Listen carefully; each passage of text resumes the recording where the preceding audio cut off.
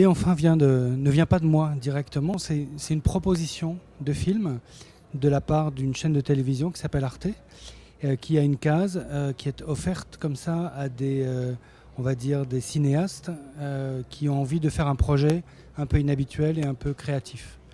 La proposition initiale était de faire un film autobiographique qui raconte les grandes étapes de ma vie, au moment où j'ai vécu à New York, au moment où j'ai fait de la peinture, au moment où j'ai commencé les films, enfin un récit autobiographique. L'histoire en fait en a voulu autrement, puisque au moment où j'ai commencé le film, j'ai appris que mon père était malade. Et donc j'ai tout arrêté et je suis allé près de lui. Et je suis resté près de lui comme ça plusieurs semaines.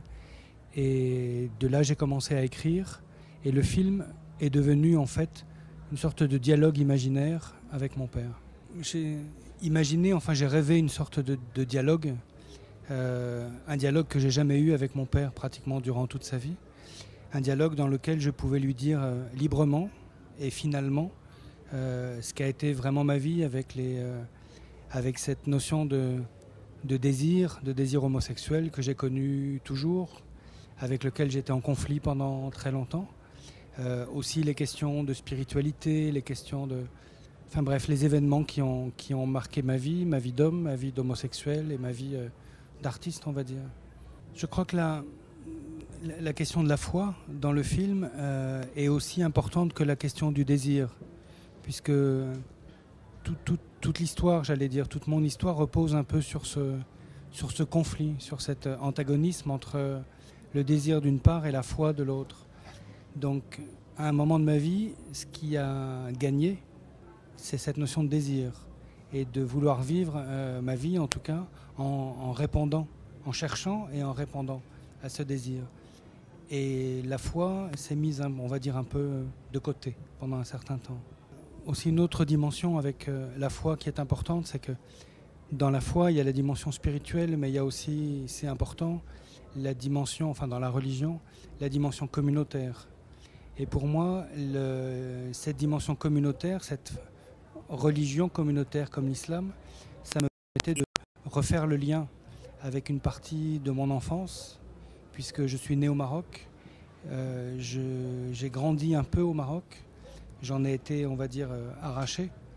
Et ce manque du Maroc, cette fraternité marocaine, on va dire, j'ai pensé, et je le confirme aujourd'hui, la retrouver aussi au travers de cette approche communautaire, on va dire, de la religion. Ce parcours vers l'islam n'est pas un parcours facile.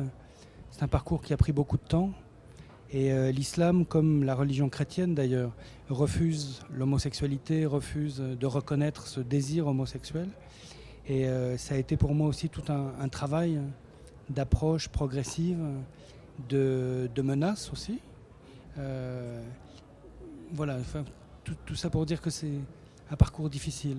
Mais c'est un parcours choisi, c'est un parcours volontaire, jusqu'à ce que je trouve un écho chez un imam qui est plutôt soufi et donc qui intègre, contrairement à ce qu'on imagine de l'islam habituellement, qui intègre une dimension humaine, une dimension même de la faiblesse humaine et qui met en avant plus le fait de faire le bien que ne retenir que le mal.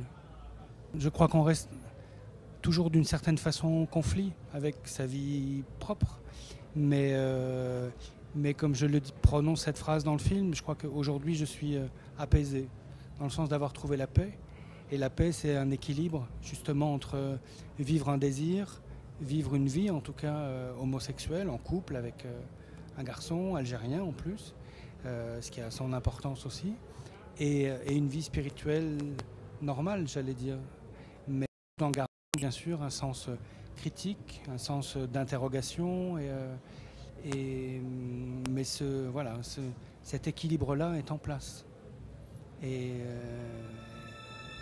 j'espère pour longtemps.